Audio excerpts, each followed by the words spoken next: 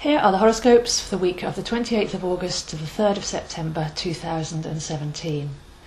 We begin the week with Saturn turning direct. So Saturn takes a little while to turn retrograde and to turn direct. So we're in still the stationary period, but with Saturn turning forwards, we're held in the balance really. We're taken back to April and to everything that's been restructured since then. Many people complain about Saturn as being the harsh teacher, but it's you teaching you. And it's your backbone and your strong but flexible core inner strength, your dignity and your authenticity. So take a look back to April and what has been restructured.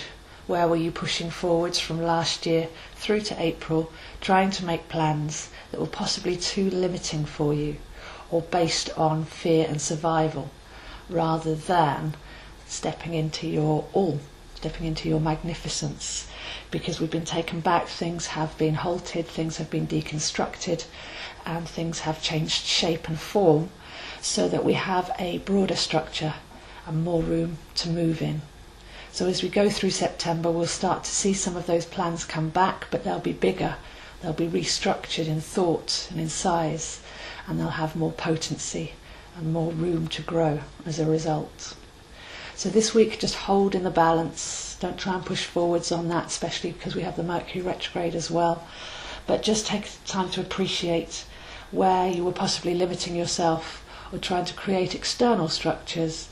And once we don't have the need for those anymore, and once we allow and flow, then bigger things are coming in. So this does work perfectly with the Mercury retrograde that we're in at the moment, because Mercury is retrograde in Virgo, which is the planner on one level, and teaching us to go into the Pisces waters of the allower. So with Saturn stationary, creating that potent space, while we journey with Mercury retrograde, these two aspects are working perfectly together. So this weekend we have Mercury meeting the Sun. Mercury has gone back to meet the Sun at the beginning degrees of Virgo, and will drop back into Leo at the end of the week just to do that fine tuning. So we'll talk about that in a bit. But for now we are in the middle of a Mercury retrograde, the beginning degrees of Virgo, and reassessing our plans, reassessing our projects. But instead of the structure, which is what Saturn is recalibrating, this is more to do with where we put our daily energy. Is it worth it? Is it a valid use of our vital life force? So things may have seemed complicated lately, or maybe you've reached a state of simplicity if you've managed to let go, not having to know, not having to control, not having to plot a course forward just yet, but going into the deep, meaningful source of where your actions are coming from, where your thoughts are coming from, and where you can realign those to something that's more exciting and more potent, and a better use of your time and energy going forwards. So we're still in the backwards phase of that, and that works perfectly well this week. Also this week, to help us, we've got Venus in Leo. So if we want to go in and find the source, the bright light, what we want to shine and radiate from our heart and solar plexus, our star quality, then this is the week to do it. Can we take up more space? Can we shine? Can we play? And can we connect with the innocent inner child who's in the moment and enjoys creativity and expression? So into the light of the heart centre there, with Venus in Leo helping us do these Saturn and Mercury recalibrations over the next couple of weeks. By Thursday we have Mercury retrograding into Leo as well, so we're going back into the last degrees of Leo. So these two walk together to get to the heart of the matter. We're learning to trust our emotional intelligence and flow with our intuition. And we're learning to let that be the plan, the moment by moment plan, to lead us exactly to where we need to be. We're possibly also realising that we are already exactly where we need to be, and letting go of the need to think forwards and to always be living in the future. So this brings a sense of inner clarity and resolution, to know where you're coming from before you start to plan where you're going to. And by the weekend of the 2nd and the 3rd we have an interesting alignment, which is Mars and Mercury together, making a harmonic to Uranus. So Mars is our passion and our dynamism, and where we direct it upwards, where we take our valuable life force energy and realign it to higher goals. Mercury is the way that we process thought and communicate, even the thought forms that we're capable of tuning into, when we use the conscious mind to raise up, stepping away from the stream of consciousness chattering mind, so that we're actually directing our thoughts as well. And then Uranus is the visionary. So this is a very powerful combination, again in perfect timing, where we're looking at where we're drawing down from and where we're contributing to on a moment by moment basis, and holding a higher vision, having higher thoughts, having higher aspirations, having a connection with our genius and a vision for how things can be bigger and more magnificent. So all in all, we're being stopped.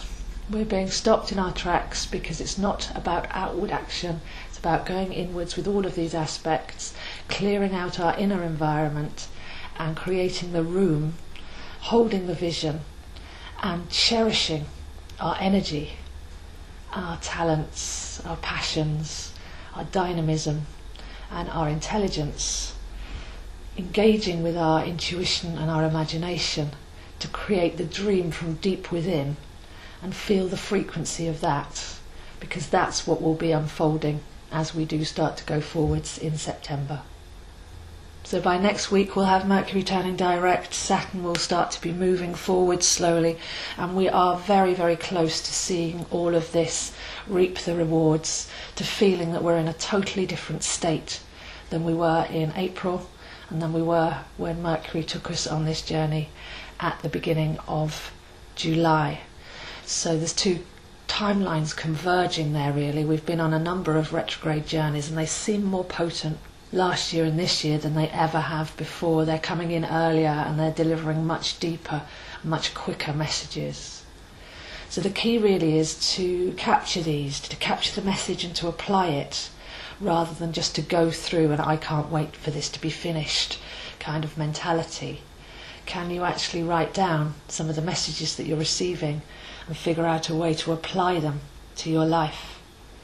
Can you go in and look at the subconscious thoughts and feelings that have possibly been limiting you or holding you back or draining your energy, and actually make internal changes, internal recalibrations, so that those are cleared once and for all? There's a deep healing about all of these aspects this year, and if engaged with thoroughly, then you'll be changed forever.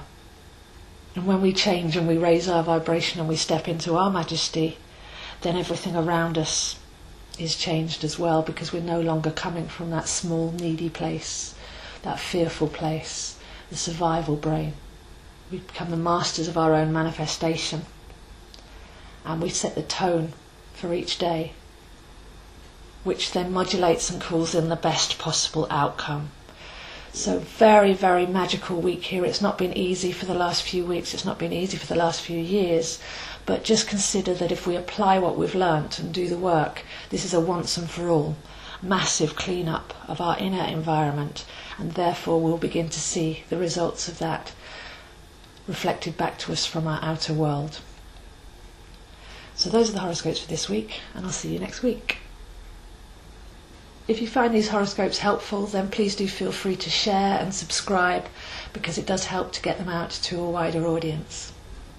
In alignment with these aspects, I've found that I'm drawn towards radio. So I just wanted to put the call out there. If there's anybody that hosts or knows somebody that hosts an appropriate radio show, then I am free for interviews to talk on any number of topics really, but I'm feeling the call to actually speak out a bit more with the way that these aspects are affecting my own personal chart, so please do send through any recommendations for that. I'm available to meet you one-to-one or over Skype if you'd like to start to look at your soul plan and where you can step into your majesty, where you can get rid of your limitations and reconnect with all the aspects of your unique self and make a personal plan, harnessing your talents and directing your energies in the right direction. I have an online group where we're talking about these aspects as they're coming up day by day, and that's just £5 subscription per month. and you can join us and start threads and ask questions and share. And I also have a number of online courses where you can actually learn this for yourself with access to me. And finally, I have my last tree walk of 2017 coming up on Saturday the 2nd. We'll be looking at the nuts and berries aspect of the trees, and you're invited to come along if you're in London and join us. So for any of that, please do contact me, zoeheinz7@gmail.com.